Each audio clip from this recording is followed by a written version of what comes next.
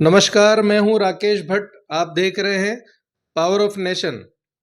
आज की इस खास पेशकश में मेरे साथ मौजूद है एक ऐसी शख्सियत जो ना सिर्फ भारत में बल्कि अंतर्राष्ट्रीय स्तर पर अपनी भविष्यवाणियों के चलते चर्चित है और देश ही नहीं दुनिया में इनकी भविष्यवाणियों का लोहा माना जाता है। डॉक्टर अनीस जी व्यास जो प्रसिद्ध ज्योतिषाचार्य भी हैं और भविष्य वक्ता भी हैं। अनीस जी, पावर ऑफ नेशन में आपका स्वागत है। धन्यवाद राकेश जी। सभी दर्शकों को जय श्री पाल बालाजी। अनीस जी, आपने आज तक कई भविष्यवाणियां की है और वो सारी की सारी सटीक साबित हुई है। अब चूंकि 2024 नया इस साल है, शुरू होने जा रहा है और इस साल में देश भर में कई चीज़ें नई होनी है। लोकसभा चुनाव भी होने हैं, देश में कई तरह के समीकरण भी नए बनने हैं। तो आपकी ज्योतिष गणना क्या कहती है, जो आकलन है आपका? देखिए, अंग्रेजी नववर्ष 2024 आरंभ हो चुका है, लेकिन हिंदू नववर्ष अप्रैल में आरंभ होगा। और इस बार जो है वो कालयुक्त संवत्सर है, जिसके राजा मंगल होंगे और मंत्री शनि होंगे।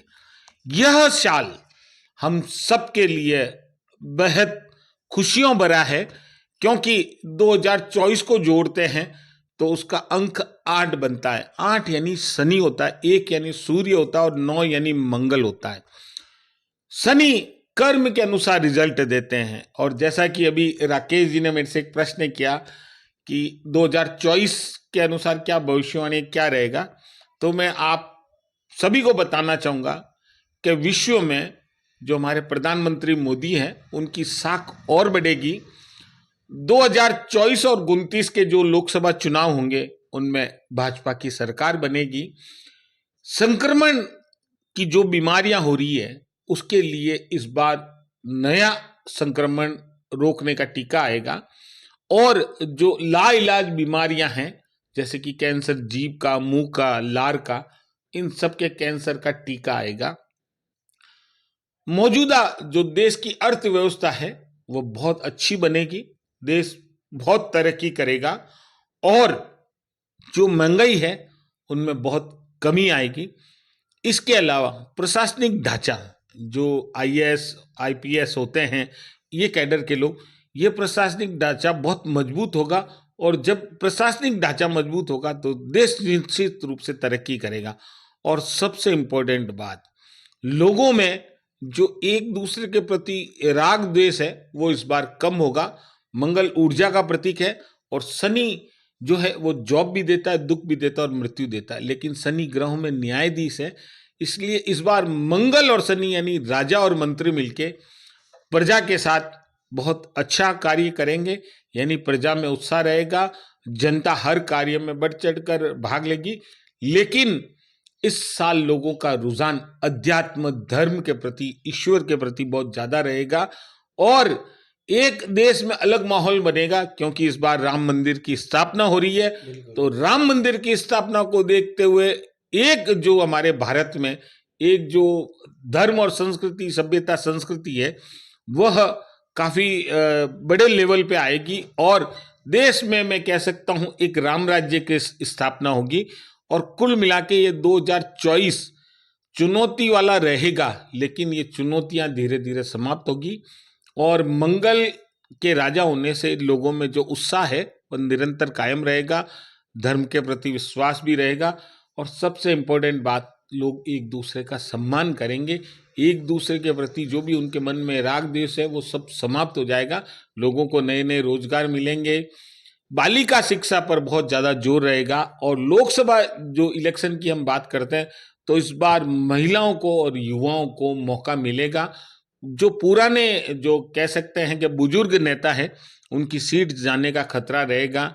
उनको हो सकता है कि विवादपूर्ण राजनीति या परस्पर विरोधी जो एक दूसरे पर आरोप लगाने वाले हैं वो इस बार भी राजनीति में बढ़ेगा। लेकिन कुल मिलाकर इस बार 2024 और 29 में भाजपा की सरकार बनेगी और इस बार पहले से अधिक आंकड़ा बीजेपी को मिलेगा।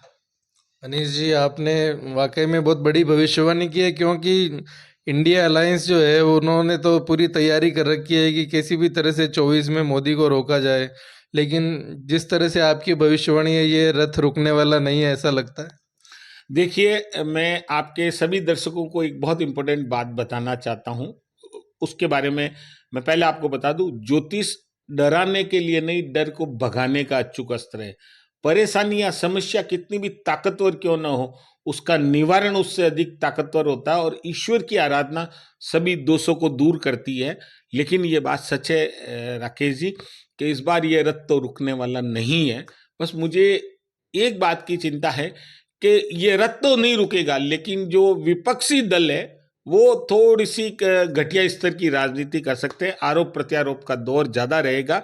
लेकिन इस बार फिर मोदी के नेतृत्व में 2024 में जो लोकसभा चुनाव है उसमें भाजपा की सरकार बनेगी। तो फिर कांग्रेस का भविष्य क्या देखते हैं आप? राहुल गांधी लगातार प्रयास कर रहे हैं पिछले 10 सालों से, आगे भी आप कह रहे हैं 24 और 29 में बीजेपी की सरकार बनेगी, तो फिर राहुल गांधी का भविष्य क्या होगा और खासकर कांग्रेस को किस दिशा की ओर जाते हुए देखते हैं आप? देखिए, अगर आप राहुल गांधी जी की कुंडली की बात करेंगे तो मैं आपको स्पष्ट कहना चाहूंगा कि उनकी कुंडली में ऐसा कोई योग नहीं है कि वो भारत के प्रधानमंत्री बने। ठीक है। दूसरा, कांग्रेस का भविष्य उज्जवल है।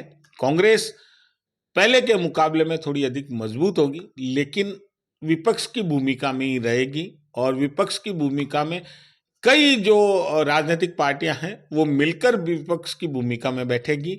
एक अकेली कांग्रेस विपक्ष की भूमिका में नहीं बैठेगी, लेकिन सरकार बीजेपी की बनेगी। और सबसे इंपॉर्टेंट कारण है कि इस बार देश में कुछ नए कानून लागू होंगे, जो नए कानून सर्व नागरिकता को लेकर बनाए जाएंगे, यानी कि सभी नागरिकता को समान अधिकार के तहत बनाए जाएंगे। और सबसे ज्यादा इंपॉर्टेंट बात बता दूं, इस बार 2024 में हमारी जो सीमा है वो सबसे ज्यादा मजबूत होगी, यानी हमारे सैनिक मजबूत होंगे और कुछ ऐसे नियम होंगे जिससे अपराधियों पर लगाम लगी जाएगी। आपने देश को मजबूती देने की बात कही है और भारत के प्रधानमंत्री हैं उनका डंका पूरी दुनिया में बजेगा, ये भी आपने कहा है। ऐसा होता हुआ भी नज़र आ रहा है। लेकिन अभी हाल ही में जो 3 राज्यों के चुनाव हुए हैं उसमें तीनों ही राज्यों में नए लोगों को मुख्यमंत्री बनाकर पेश किया गया है। अपने राजस्थान में भी भजनलाल शर्मा जी को सीएम बनाया गया है। इनकी सरकार का कैसा कार्यकाल देखते हैं ज्योतिषीय गणना के अनुसार? किस तरह से इनका कार्यकाल रहेगा और कैसे ये सब मैनेज करेंगे बाकी नेताओं? देखिए, मोदी जी और अमित शाह ने एक नया फॉर्मूला अपनाया था और ये उन्होंने पहले प्रयोग गुजरात में भी किया था और 3 राज्यों में चुनाव जीतने के बाद में आप देखें कि इन्होंने उन युवाओं को मौका दिया है जो पहली बार चुनाव लड़े हैं और चुनाव लड़के जीत के आए हैं।